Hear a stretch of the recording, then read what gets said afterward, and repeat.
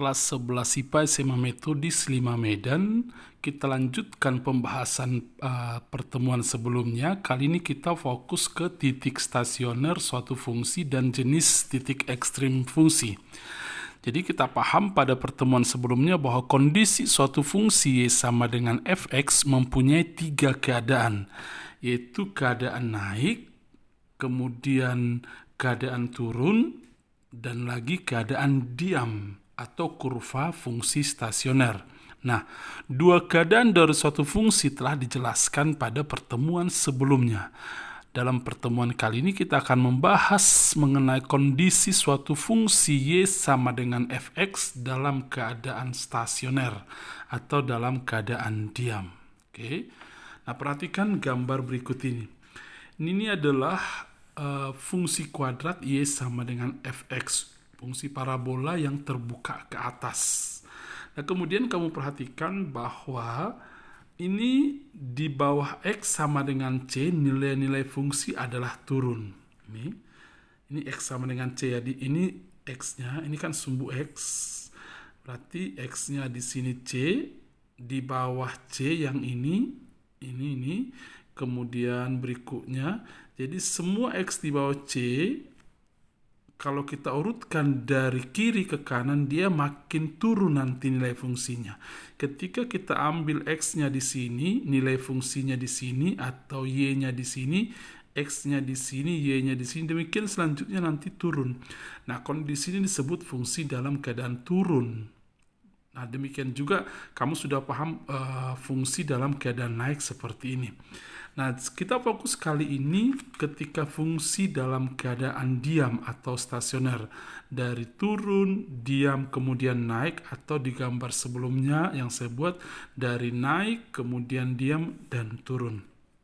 Nah, jadi jika ada X sama dengan C, untuk tentunya C ada di dalam domain fungsi Y sama dengan fx.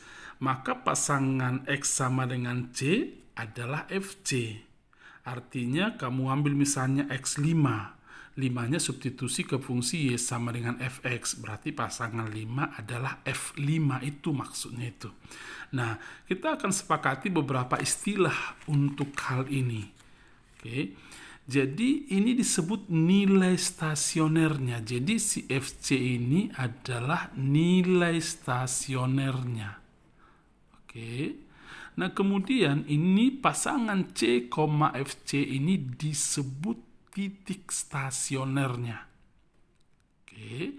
Nah, kemudian jenis nilai stasionernya ini adalah nilai minimum. Oke. Karena apa? Dari turun, disinilah paling kecil. Di X sama dengan C lah nilai paling kecil. Artinya ketika kamu substitusi X sama dengan C, fungsi ini akan mendapatkan nilai paling kecil. Nah, kemudian begitu juga di gambar yang kedua. Oke, turun ini tetap adalah merupakan titik stasioner. Ini pun titik stasioner, ini pun titik stasioner.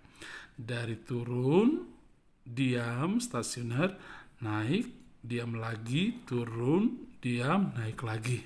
Nah, seperti itu.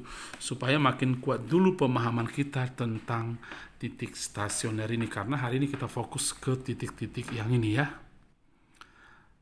Tetapi nanti ada kondisi lain, sebuah gambar, tadinya naik, kalau ini kan naik, kemudian diam, stasioner, turun.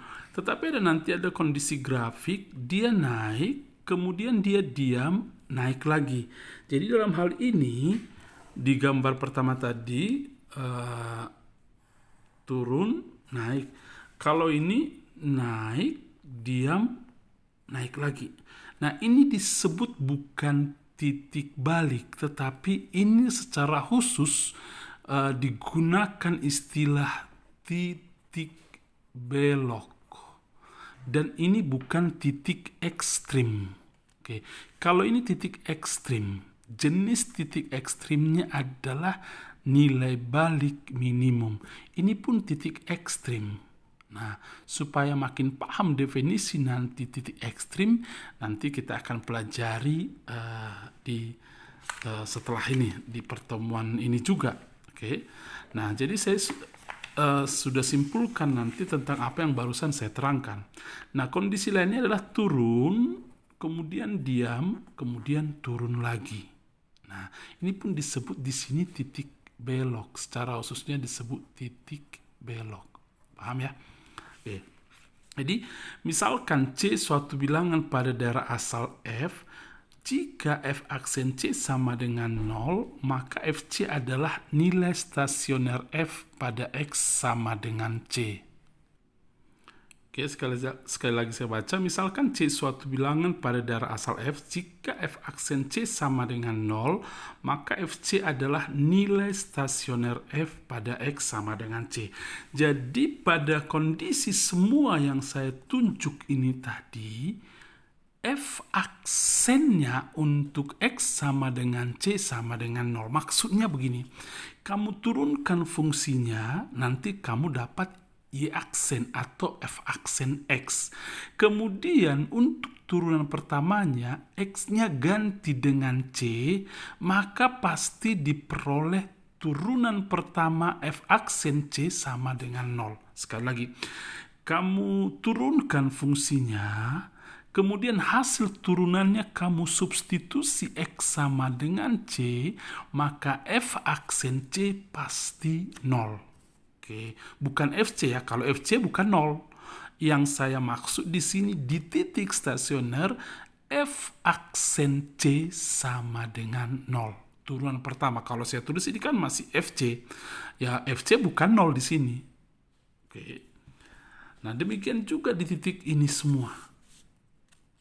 Oke, jadi maupun di titik belok atau di titik balik maksimum, titik balik minimum, selalu di titik stasionernya itu, di titik yang ini semua f aksen C-nya sama dengan 0.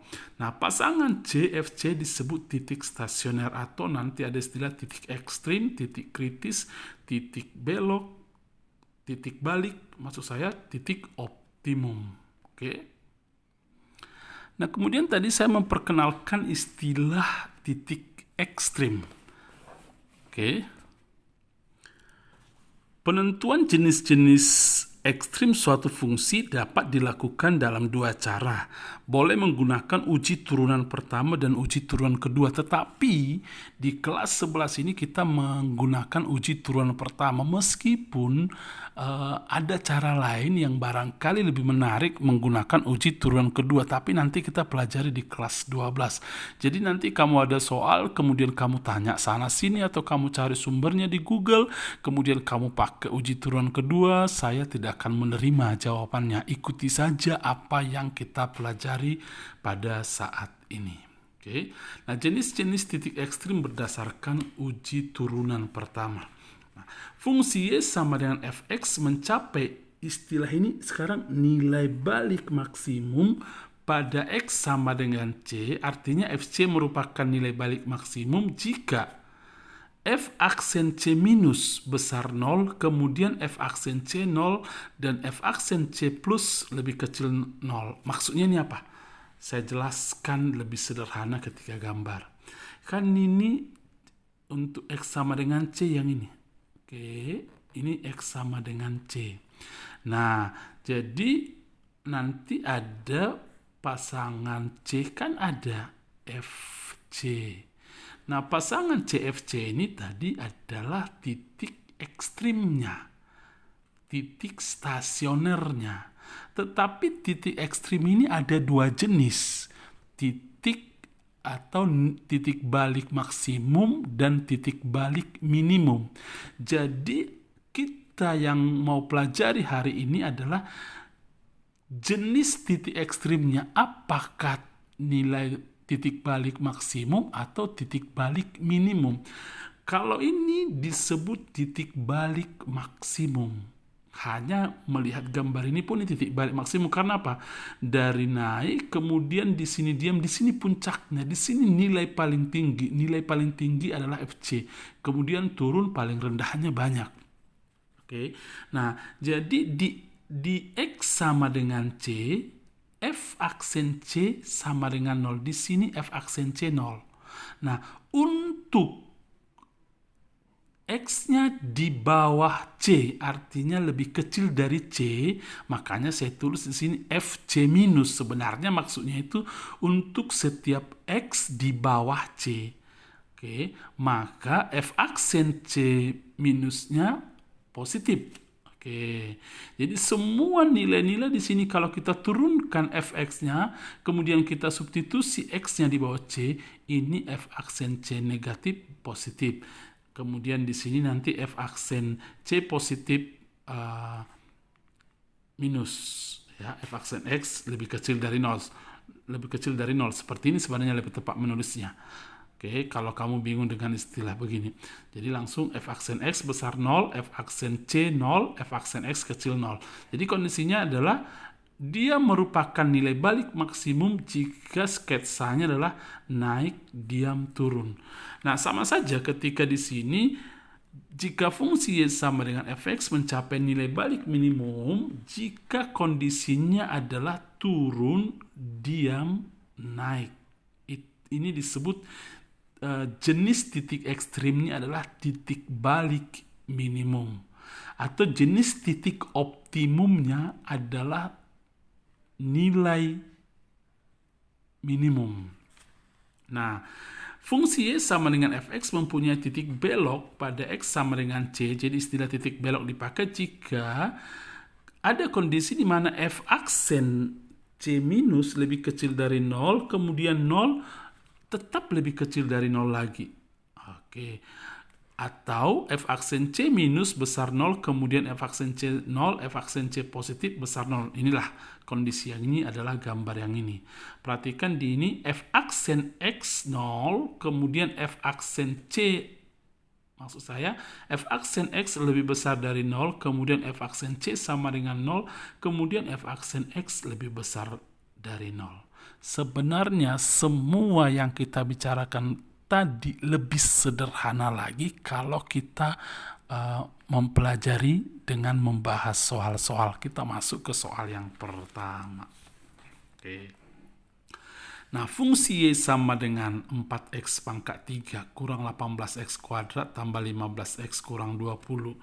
Dia akan mencapai maksimum di x sama dengan berapa? Baik. Kita jawab. Langkah yang harus kita lakukan adalah kita turunkan dulu fungsinya.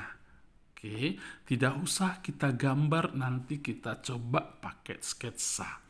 Berarti f aksen x sama dengan 12x kuadrat kurang 36x tambah 15. Kemudian harus kamu samakan dengan 0. Tujuan nanti menyamakan dengan 0 untuk mencari pembuat 0. Pembuat 0 dibutuhkan untuk melihat batas-batas interval di mana nanti fungsinya naik, fungsinya turun, dan kemudian di mana dia diam. Pembuat 0 itu disitulah dia diam. Jadi maksudnya gini, sekarang kita sederhanakan soalnya, kita bagi 4. Maksud saya bagi 3. Ini menjadi 4x kuadrat kurang 12x tambah 5 sama dengan 0. Kemudian kalau kita faktorkan, ini 2x, di sana 2x, kemudian di sini 5 perkalian minus 1 minus 5 sama dengan 0. Kita lihat dulu, minus 10 minus 2 minus 12. Sudah benar. Kemudian pembuat 0-nya adalah setengah dan 5/2. Perhatikan kalimat saya, istilah pembuat 0. Artinya di X sama dengan setengah, turunan pertamanya sama dengan 0. Di X sama dengan 5/2, turunan pertamanya sama dengan 0.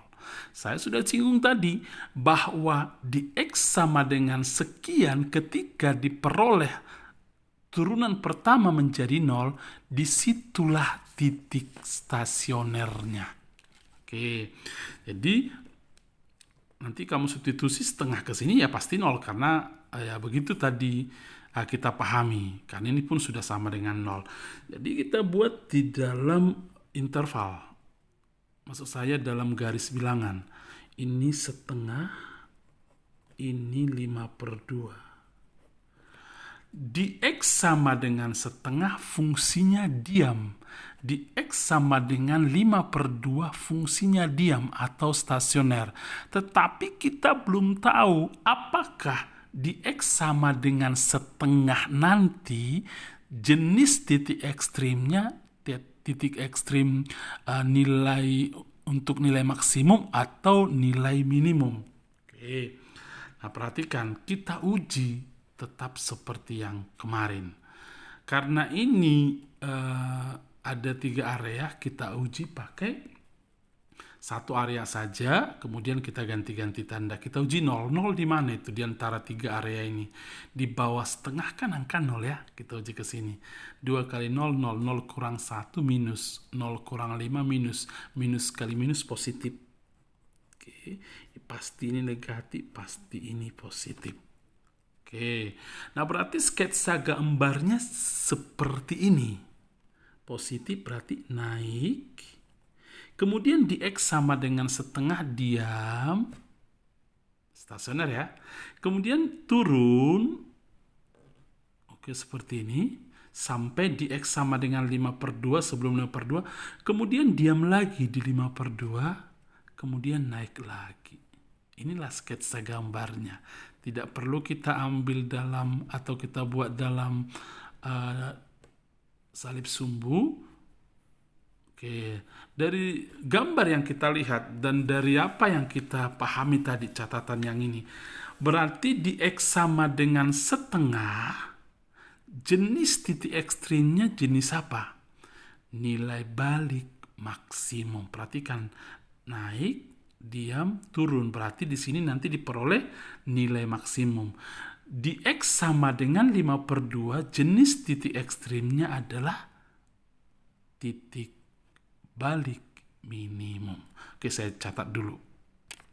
Oke, sudah saya catat seperti ini. Untuk X sama dengan setengah maksimum. Oke, untuk X sama dengan 5/2 minimum. Tetapi nilai maksimumnya berapa? Pertanyaannya tadi memang sudah terjawab. Untuk X berapa mencapai maksimum untuk X setengah? Seandainya ditanya lagi, untuk X berapa mencapai nilai minimum untuk X sama dengan 5/2. Tetapi kalau ditanya berapa nilai maksimumnya? Nah, substitusilah X sama dengan setengah kemana? Ke fungsi semula, jangan ke hasil turunannya. Karena apa? Yang disebut nilai fungsi adalah fx semula. Jadi carilah f setengah. Berarti 4 kali setengah pangkat 3 kurang 18 kali setengah pangkat 2 tambah 15 kali setengah kurang 20. Nanti kamu cari hasilnya yang ini, buatkan di sini jawabannya. Inilah yang disebut nilai maksimumnya. Jadi yang ini nanti adalah nilai maksimum.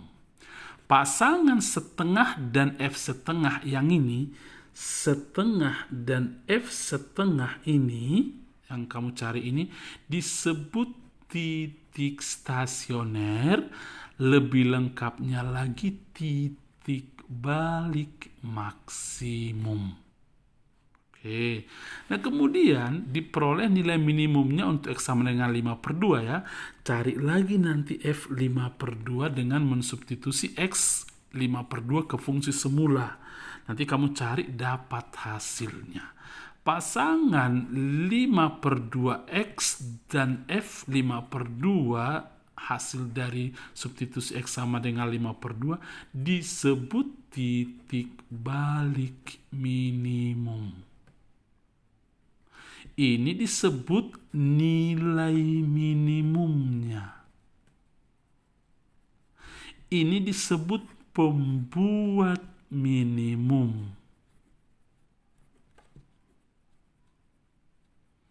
Oke, sudah paham langkah-langkahnya ya? Kita masuk ke contoh berikutnya. Y sama dengan X pangkat 3 kurang 3X kuadrat kurang 24X kurang 7. Yang ditanya nilai stasionernya. Nilai ya. Berarti nanti kamu cari dulu pembuat nilainya. Atau cari X-nya. Untuk titik stasionernya baru kita cari Fx-nya itu.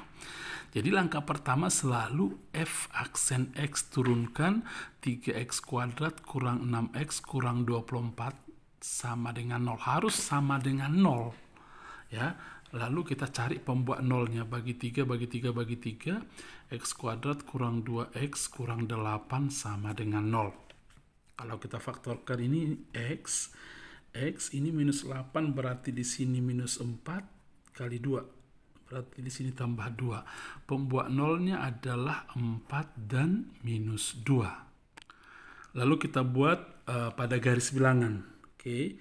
Ini pembuat nolnya minus 2, di sini 4. Kita uji salah satu bilangan dari 3 tempat ini. Tetap angka 0 kita ambil. Angka 0 di mana itu?